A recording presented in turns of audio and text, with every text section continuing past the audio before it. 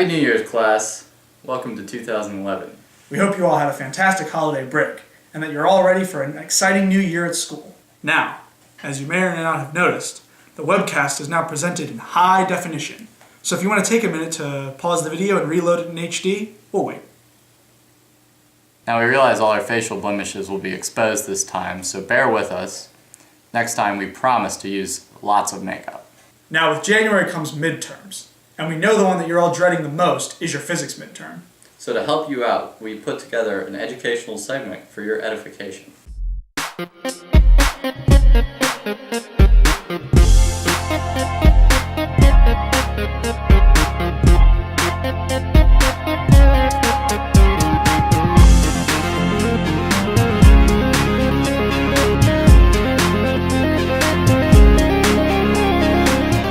Welcome to the lab.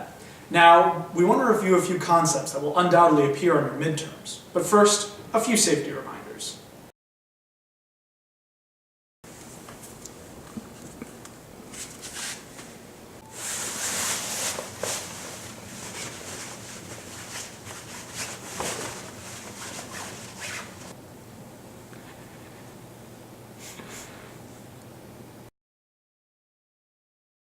We thought we'd cover some of the basics for this first experiment, so we are going to explain to you the physics that make wheels work.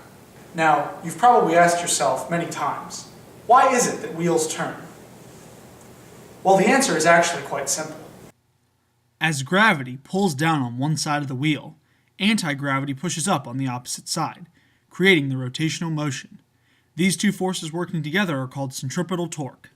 Now, as for the reason wheels appear to move when they come into contact with a flat surface.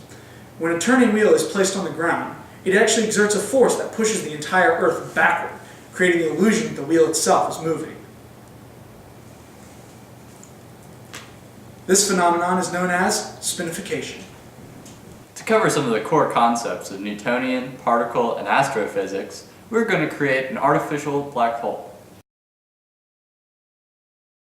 First, we are going to assemble our particle accelerator, the components for which can be found at your local hardware store.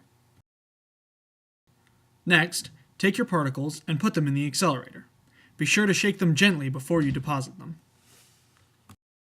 Then, flip the switch to the on position. Finally, wait 15 minutes for the particles to collide and create your black hole. And there you have it, an artificial black hole. Just be sure to flip the switch to the off position after the experiment is complete, or bad things might happen.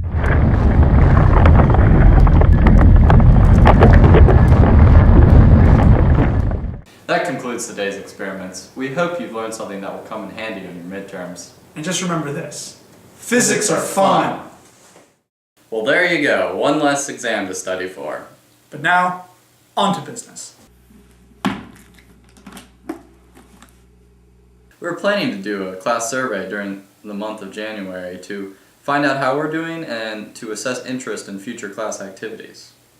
Now we'll be doing this through a 5-question survey on the class website, the link for which will be posted at the end of this webcast. It's really important that you do this, guys, because we want to know how we're doing and we also want to be able to plan for future class activities that will be fun. Wait, this just in. We have another apocalypse survival tip.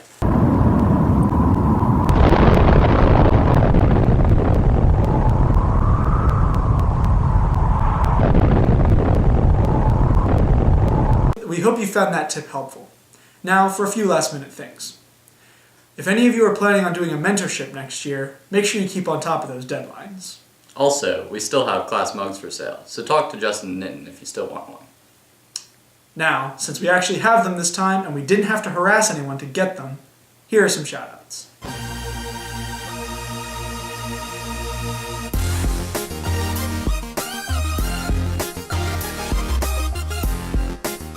That's it for this webcast. Good luck on midterms, you guys. Have a jocular January.